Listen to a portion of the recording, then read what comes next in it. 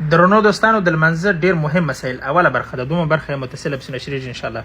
ګورئ، که څوک مسافر وي، جامې نجس وي یعنی مرداري وي، لمونځ جایز دی. که چیرې داسې یو شی نه و چې دی دا نجاست د خپلو جامو څخه ایسته کړي، لمونځ صحیح دی، بیا اعاده نه غواړي. دا په حق کې د مسافر دی فقط. څوک چې پر کور نو خو جامې نجاست ایسته کولی شي. د نیت او لمونځ ترمنځ باید بل کار ونه کړي. څه معنا؟ نیت دې وتړئ، متصل لمونځ شروع کړه. که تا نیت وتړې بیا په منځ کې خوراک څښاک کوې، دا کار به نه کوې. که داسې نیت د لمانځه وکړې ولاړې او داسې تازه کړې او د سر وروسته په لمانځه ودرېږې، هغه اول نیت چې تړلی هغه دې صحیح دی. ښه، سبحان ربي الاعلى او سبحان ربي العظیم څو ځله ویل کېږي؟ 3 ځله، 5 ځله، 7 ځله، څه رقم شته اسانه. ربنا لك الحمد باید وایي، که ربنا ولك الحمد. دا څه وخت ویل کېږي؟ دا وخت چې ته د امام شاته ولاړې، امام چې وایي سمع الله لمن حمده، ربنا ولك الحمد وایه، که لك الحمد. ښه خبره دا ده چې ربنا لك الحمد وایه. صحیح ده؟ ښه، دا ډېره مهمه مسله ده، دا زده کړئ.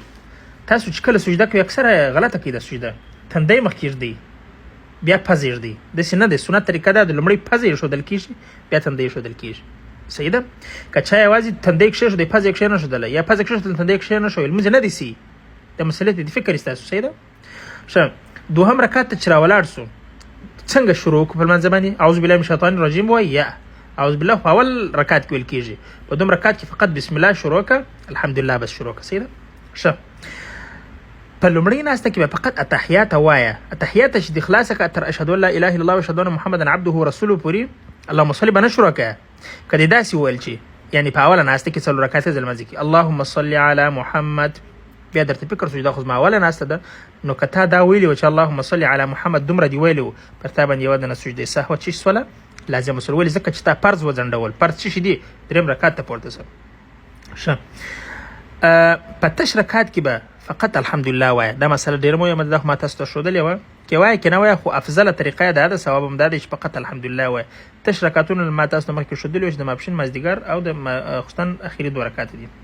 څوک چې تنها لمونځ کوي قرار بیا وایي، که دا ډېره مهمه مسله ده. څوک چې تنها لمونځ کوي دا لمونځ به قرار وایي، پټ بیا وایي که په زوره. پټ دې ته ویل کېږي چې نه ته اورې نه بل اورې، او په زوره دې ته ویل کېږي چې دومره په زوره وایه چې ته خپل اورې. افضل او ښه لمونځ همدا دی چې دومره په زوره وایه چې ته خپل اورې.